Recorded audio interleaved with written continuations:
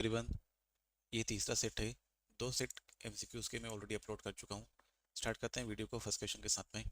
The difference between successful and unsuccessful organisation is that successful organisation do not rely on chance but follow deliberate process to synchronize the activities of different departments to ensure that planned objectives are achieved with a minimum of conflict. So ये जो statement लिखा हुआ है इसमें खास word है हमारा एक कॉन्फ्लिक्ट, देन सिंक्रोनाइज या सिंक्रोनाइजेशन अगर आता है तो वो भी, एंड डिफरेंट डिपार्टमेंट्स की बात करी गई है और वो इंश्योर कर रहे हैं कि जो ऑब्जेक्टिव्स हैं उनको वो अचीव कर लें। तो ये जो सारी चीज़ें हैं ये किसके अंदर आती है? कोऑर्डिनेशन के अंदर आती है।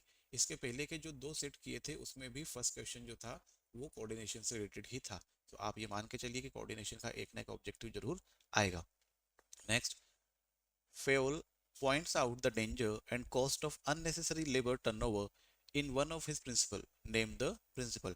तो कौन से उसमें प्रिंसिपल में लेबर के टर्नओवर की उसने बात करी है? तो लेबर के टर्नओवर की बात की जाती है स्टेबिलिटी ऑफ पर्सनल के अंदर। Next, motivation is an internal feeling. तो मोटिवेशन क्या है? एक इंटरनल फीलिंग होता है। तो ये सही बात है।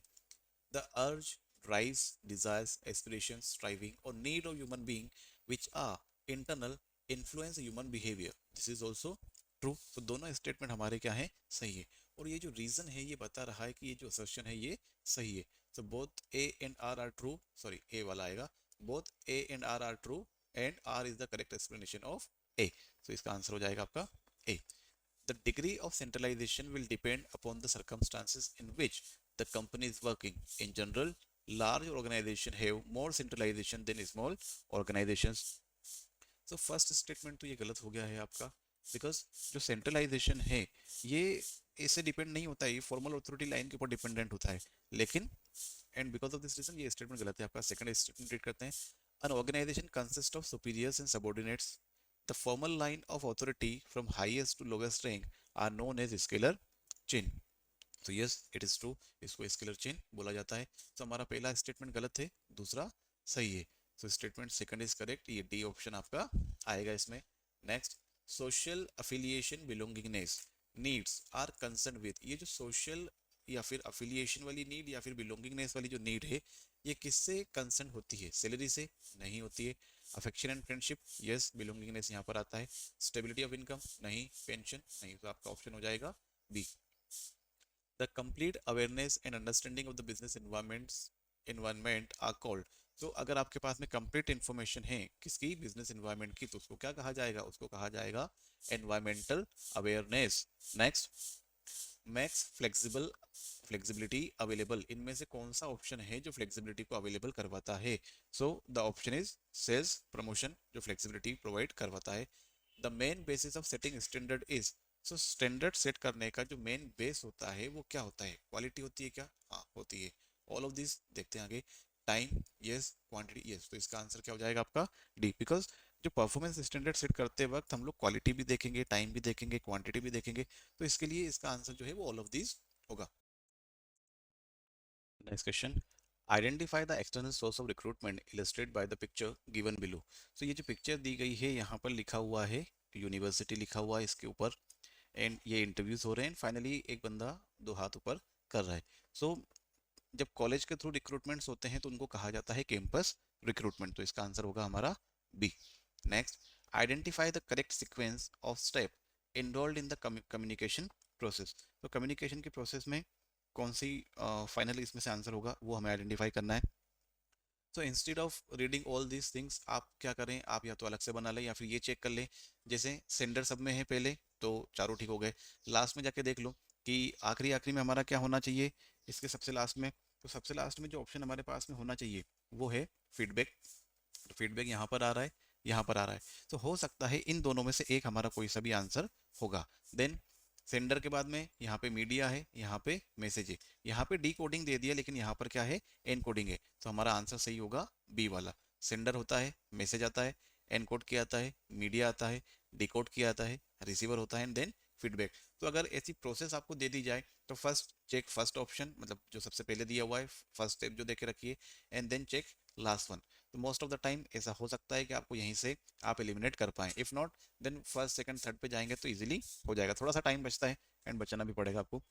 Next, money market is a market for dealing in. तो मनी मार्केट में हम लोग किनके किसके साथ में डील करते हैं? तो मनी मार्केट में जो है डील किया जाता है शॉर्ट टर्म फंड्स के साथ में, and it is option number 3, sorry यहाँ पे होगा D only. So option number 3 सही है और 3 दिया हुआ है यहाँ पर डी के साथ में।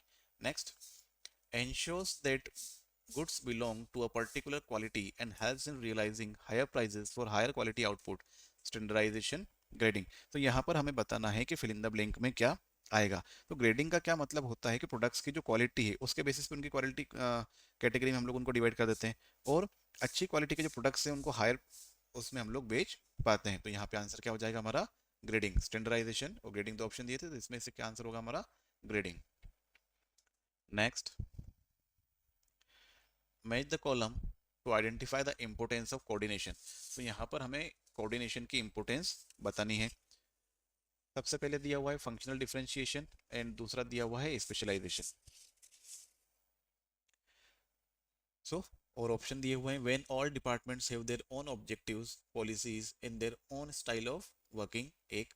दूसरा ऑप्शन है when organisation is performing on large scale and more people are employed, when more complexities of modern technology and diversity of task is to be performed। so ये स्पेशलाइजेशन वाला पॉइंट किसके साथ में आएगा? थर्ड वाले के साथ में। तो बी में थर्ड किस में दिया हुआ है? यहाँ पे दिया हुआ है, तो हमारा ऑप्शन सी सही हो जाएगा। ए के साथ में क्या आएगा? Point number 1। सो ए का हो गया 1 एंड बी का हो गया थर्ड वाला। Next, plans are prepared for a specific period of time, maybe for a month, a quarter, or a year.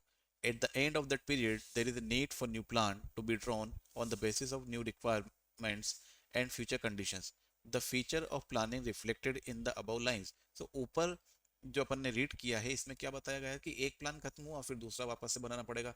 तो it is a continuous process, मतलब एक खत्म हुआ देन दूसरा स्टार्ट हो जाएगा, दूसरा खत्म हुआ तीसरा स्टार्ट हो जाएगा। तो कंटिन्यूअस प्रोसेस है, तो इसको यहाँ पर एक्सप्लेन किया गया है।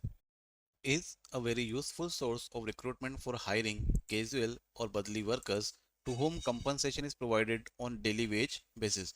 So कई सारी ऑर्गेनाइजेशंस में क्या होता है जहाँ पे वर्कर्स की रिक्वायरमेंट ज़्यादा होती है, तो वो डेली बेसिस पे भी वर्कर्स को हायर करते हैं, वो आते हैं काम करते हैं और उनको वेज प्रोवाइड कर दिया जाता है। तो यहाँ पर जो सोर्स ऑफ रिक्रूटमेंट यूज होगा that is direct. Next, when the stock market is bullish a company must go for which of the following। जब मार्केट में बुलिश कंडीशन बनी हुई हो, मार्केट अच्छा चल रहा हो, उस समय पे ऑर्गेनाइजेशन को या कंपनी को क्या करना चाहिए? उस समय पे उसको मोर इक्विटी, ऑप्शन नंबर सी। तो बुलिश मार्केट में क्या होता है? प्राइसेस इंक्रीज होते रहते हैं, इसके लिए कंपनीज इक्विटी इशू करना प्रीफर करती है, जिसकी वजह से क्या होगा? ज्यादा अमाउंट जो है या ज्यादा फंड जो है उसको रेज किया जा सके। The risk of default on payment of interest on borrowed fund and the repayment of debt is known as, means जो risk of default on payment of interest, जो payment of interest है उसके default होने का on borrowed fund and repayment of debt is known as। तो इन दोनों को जो हम लोग पे नहीं कर पाएंगे इसको क्या बोलेंगे? तो ये होता है रिस्क फिनेंशियल वाला। तो फिनेंशियल रिस्क हम लोग इसको कहते हैं। Which is the major part of financial system. Financial system का मेजर पार्ट क्या होता है? फाइनेंशियल इंस्टीट्यूशन होते हैं, यस। फाइनेंशियल मार्केट ये भी होता है, फाइनेंशियल सिक्योरिटीज ये भी होता है। तो all of these are part of financial system. Next, the primary aim of financial management is. Financial management का प्राइमरी एम क्या होता है? सो इसका एम होता है कि जो शेयर होल्डर्स रहें उनकी जो वेल्थ है वो मैक्सिमाइज हो जाए। Next, typically financial planning is done for 3 to 5 years, first statement।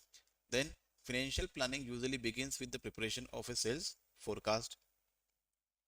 so यहाँ पे आपका फर्स्ट स्टेटमेंट तो सही हो गया है, लेकिन ये सेल्स फोरकास्ट से स्टार्ट नहीं होती है, तो सेकंड स्टेटमेंट जो है आपका वो फॉल्स है एंड फर्स्ट स्टेटमेंट आपका ट्रू है।